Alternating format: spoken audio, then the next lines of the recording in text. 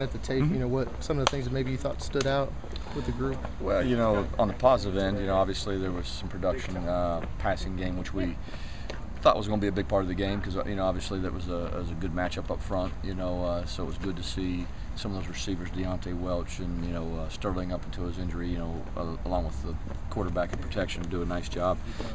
Probably the second half was really fun to watch because we really challenged them at halftime. We moved the ball the first half, didn't score as many points as we thought we should have, a couple scoring opportunities.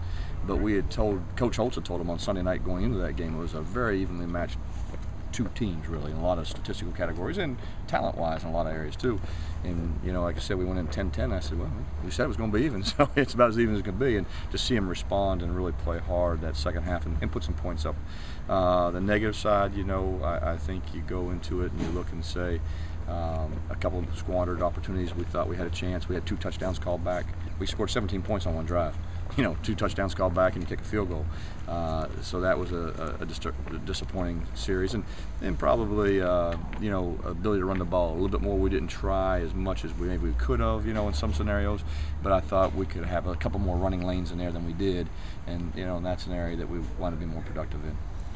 When you get into those red zone situations, what's the clip that you're hoping to achieve at converting them into touchdowns? I mean, obviously 100% would be great, but realistically, what are you looking for? What our standard is, obviously, when you get inside of 20, you want to score every time.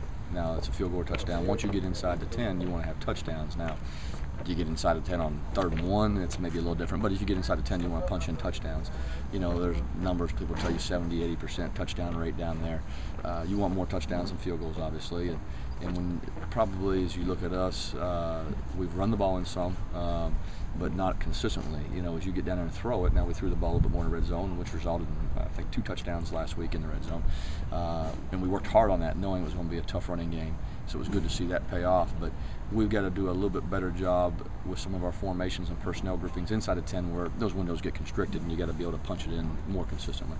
This was the earliest in a big game that I've seen you go to Shaw in the backfield. I think you got in there, I think it might have been the second back in even, if I remember second right. or third series, something like that, yeah. I just want to see what he's shown you that made you guys want to, obviously he had the big return the previous week, but what he's shown that made you want to get him in the field? He's always been a very talented player, and he's really done a good job in practice. You earn your playing time on the practice field, and probably the most improved offensive player day-to-day that we had in the last 3 or 4 weeks. So that's where his role in special teams increased. He hit the run against UConn on the kicking game, and it was a play that we wanted to get him on the edge.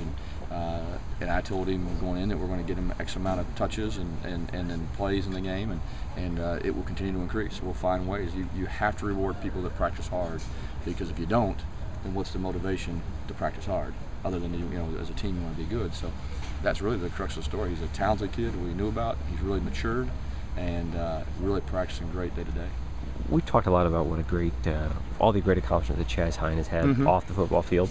Today you guys put something out about him being a National Football Foundation Scholar Athlete, $18,000 postgraduate scholarship. I just want to ask you, again, how well he's moved into the role of being an anchor and a leader on that line this year.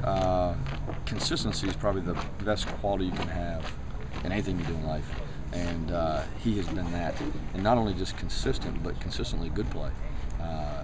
Thought it was a good move in the spring, but really sometimes you make those moves and it turns out to be good or so-so. This has turned out to be a really good move for us. And he's taken to it, really, really well. And I just said to Jeremy, you like to see good things happen to good people, and that's when it's fun when you do this job. It's tough losing some games like we have, but when things like that happen, it kind of, makes you think back a little bit too that there's other things in this game. Obviously winning is vitally important, but things like that, guys get rewarded. It's good to see.